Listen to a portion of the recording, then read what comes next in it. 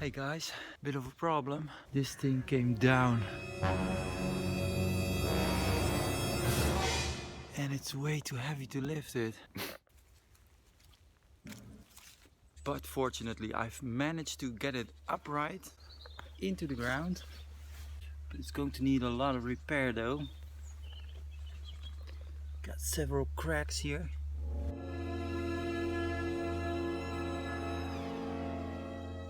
But it's very easy to repair that. Just take a bit of plaster. Although the skull has been treated with boiled linseed oil, and this is all dry as a bone, the cup still sticks to it. And once it's dry, you can apply more boiled linseed oil here, and it'll be waterproof again. Okay, that's all done for now. I'm gonna let it dry and come back later.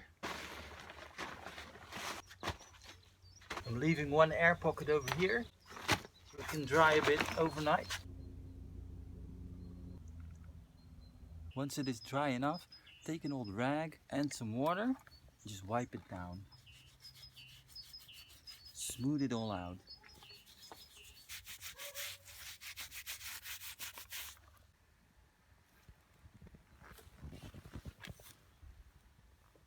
Once you've covered everything, just let it dry again. It's now dry enough, so wipe off any excess sand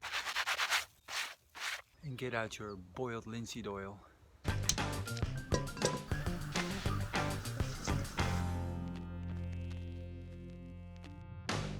This is reasonably dry, just cover it back up to protect it against the rain for about 24 hours or so. And our dinosaur is back in business. It does look a bit weird because of those stripes. Looks like camouflage.